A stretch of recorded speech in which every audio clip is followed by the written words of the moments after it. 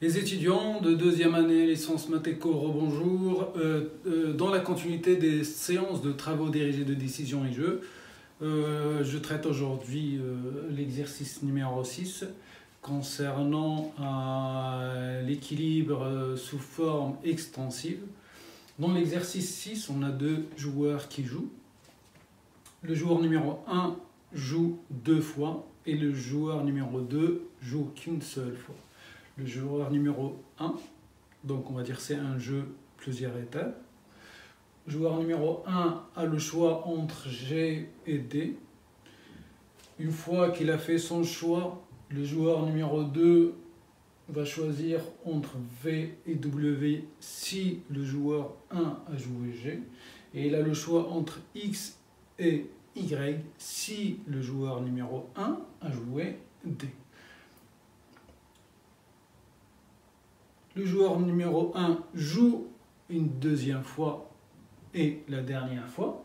Il a le choix entre A et B si le joueur numéro 1 a choisi V après que le joueur 1 a choisi G.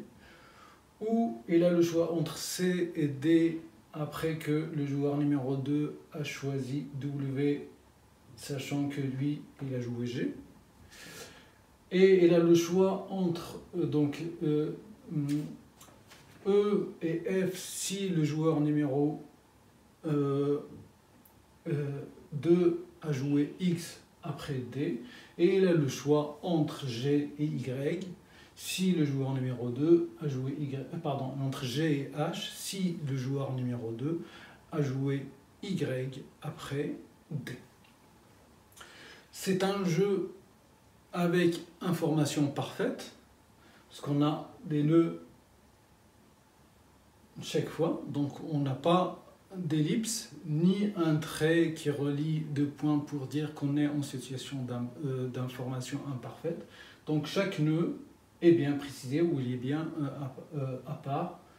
Il n'y a aucun ellipse ou aucun trait qui relie deux ou plusieurs nœuds.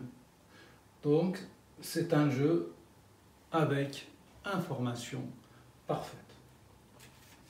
Toujours donc, le premier chiffre, le premier nombre, c'est le gain ou l'utilité du joueur numéro 1. Et le deuxième chiffre, toujours, c'est le gain ou l'utilité du deuxième joueur. Première question, il nous demande de déterminer les équilibres d'un H parfait en sous-jeu. Donc, comme on a vu dans l'exercice précédent, la méthode utilisée, c'est la résolution par induction rétroactive ou raisonnement à rebours. Dans ce cas, on va commencer par la dernière phase et on remonte jusqu'à la première phase. On va commencer la fin du jeu et on remonte jusqu'au début du jeu. On commence de la gauche vers la droite ou la droite vers la gauche, ce que vous voulez, donc on va y aller dans ce sens. On commence avec le dernier nœud. Donc avant de commencer, donc on peut dire que dans ce jeu, on a plusieurs sous-jeux.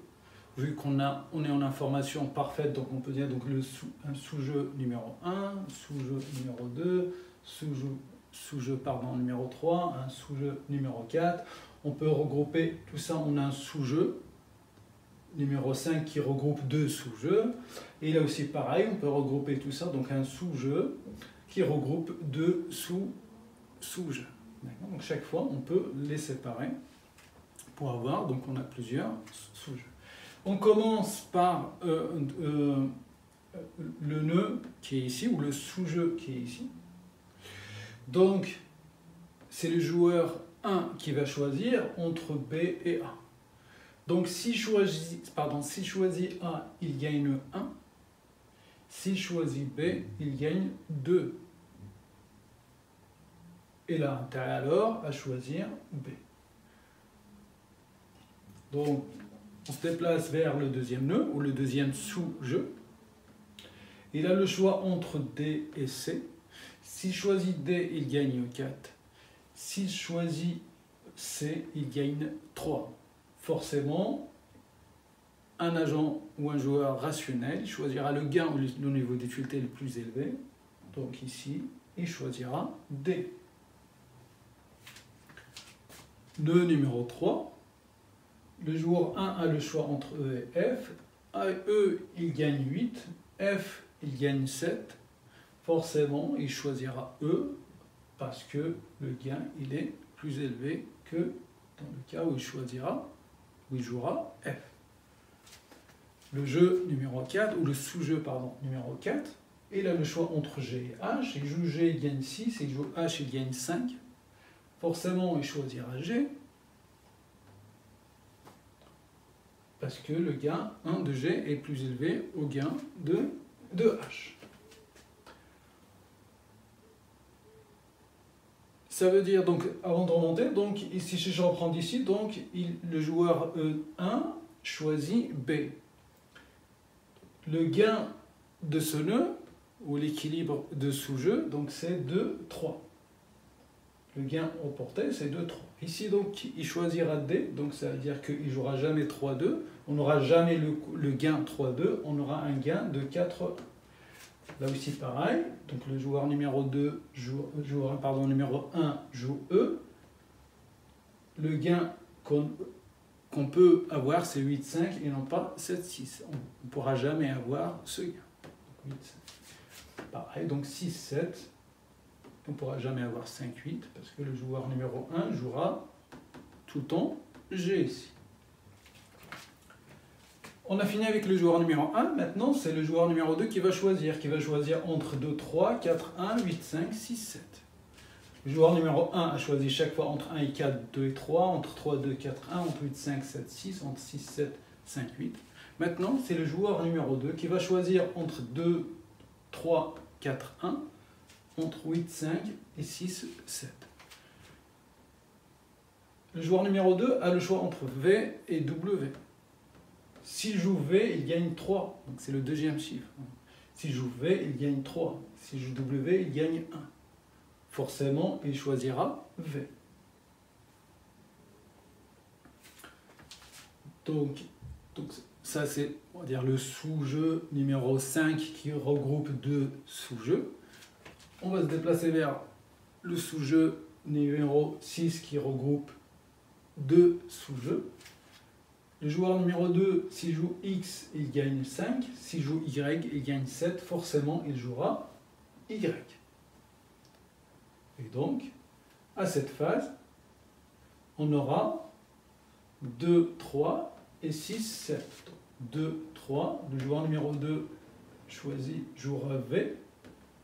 Et donc, s'il jouera V, le joueur numéro 1, il jouera B. Et donc, le gain, c'est 2, 3. Ici, le joueur numéro 2 joue Y. Et s'il joue Y, le joueur numéro 1 jouera G. Et donc, le gain, c'est 6, 7. Maintenant, la dernière phase, on monte jusqu'à le dernier nœud, ou le premier nœud du jeu. Le joueur numéro 1 va maintenant choisir entre 6, 7 et 2, 3. Donc, s'il joue G, il gagne 2. S'il joue D, il gagne 6. Forcément, il choisira D. Donc, le joueur 1 jouera D. Ou si le joueur 1 joue D, le joueur numéro 2 jouera Y. Et le joueur numéro 1, il va rejouer une deuxième fois, il va choisir G. Et donc, on aura un équilibre ou un gain, un équilibre de 6, 7. Et voilà, on a résolu ce système ou ce jeu. Et pour maintenant déterminer les équilibres de Nash en sous-jeu parfait, il faut juste récapituler tous les segments rouges qu'on a tracés. C'est-à-dire toutes les meilleures réponses, donc on va dire chaque fois, donc ça c'était la meilleure réponse, donc chaque fois, donc il choisit B parce que B c'est la meilleure réponse par rapport à si le joueur 2 joue V. Si le joueur 2 joue W, la meilleure réponse du joueur 1 c'est de jouer, et la même chose, d'accord? Donc si le joueur 1 joue G, la meilleure réponse c'est V et non W. Si le joueur numéro 1 joue D, la meilleure réponse du joueur 2 c'est de jouer Y et non. Et on va récapituler tout simplement ces meilleures réponses et on aura l'équilibre de Nash parfait ou l'équilibre de Nash en sous-jeu parfait. De sous-jeu parfait. Voilà, donc il suffit juste de récapituler. Donc on va commencer du haut vers le bas. L'équilibre de Nash, on a deux joueurs. Joueur numéro 1 et joueur numéro 2. C'est S1 étoile de G1, l'ensemble des solutions des stratégies du joueur numéro 1, S étoile, et stratégie du joueur numéro 1. Donc, dans la première partie, on va regrouper tous les meilleures réponses du joueur numéro 1, après virgule, et on regroupe tous les joueurs, tous les meilleures réponses du joueur numéro 2. On va commencer par le joueur numéro 1, et on va commencer du haut vers le bas. Donc, la première meilleure réponse du joueur numéro 1, qui est en rouge, c'est D. Donc, D. Donc, les parenthèses, pour avoir toutes les solutions. Et après, pour chaque joueur, on a un ensemble. On a un ensemble. Donc, d'ici jusque-là, c'est le joueur numéro 1. Et après, le deuxième ensemble, joueur numéro 2. Le joueur numéro 1, D. Après, on commence à aller de la gauche vers la droite. B, il joue B après V. Donc le joueur numéro 1, il joue B après V. B après V. Stratégie de joueur numéro 1, si 2 joue V, il jouera B. D après W. D après W. D après W. Donc le joueur numéro 1 joue D si le joueur numéro 2 joue W. E après X. E après X, le joueur numéro 1 joue E s'il observe X ou sachant X, et G après Y, G après Y, le joueur numéro 1, stratégie du joueur numéro 1, s'il observe Y, ce sera de jouer G. Donc on a recensé, on a réécrit l'ensemble des segments rouges du joueur numéro 1. Donc il ne reste que, on va dire, les meilleures réponses ou les segments rouges du joueur numéro 2, donc virgule, et j'ouvre l'ensemble pour le joueur numéro 2. Pareil, on va dans le même sens, gauche vers la droite. Le joueur numéro 2, c'est ici, donc le premier segment rouge, c'est V, il joue V après G, V après G, donc V, stratégie de joueur numéro 2 et de jouer V s'il observe G, c'est le joueur numéro 1 joue G, et il joue Y si le joueur numéro 1 joue D. Et donc il joue Y si le joueur, donc Y après D et V après G. Donc V après G et Y après D. Et voilà, on a recensé l'ensemble des meilleures réponses des deux joueurs. C'est ce qu'on appelle l'équilibre de Nash parfait en sous-jeu.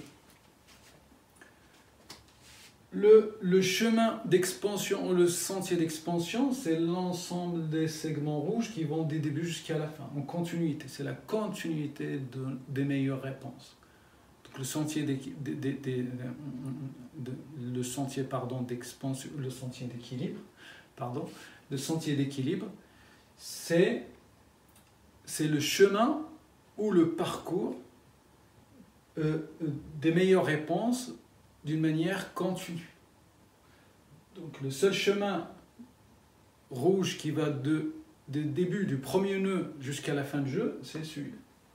Donc ça, c'est le sentier d'équilibre ou le chemin d'équilibre, et qui nous donne un gain de 6, 7. Donc, le sentier d'équilibre, et pour l'écrire, c'est simple, donc on commence à écrire au haut par le bas.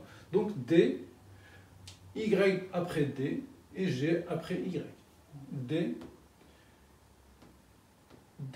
Y après D. Donc le joueur numéro 2 il joue Y après D. Il joue aussi G après Y. Et G après Y. Et donc il conduit à des gains de 6 pour le joueur numéro 1 et 7 pour le joueur numéro 2. Et voilà, on arrive à la fin de cet exercice. Je vais essayer de mettre d'autres exercices sur l'équilibre en sous-jeu en cas d'information imparfaite. Je vais essayer aussi de mettre en ligne des exemples sur d'autres types de jeux, notamment par exemple le jeu d'ultimatum par exemple, ou le jeu d'entrée. Comme ça vous aidera à réviser le partiel dans des meilleures conditions. Et je vous dis à très bientôt.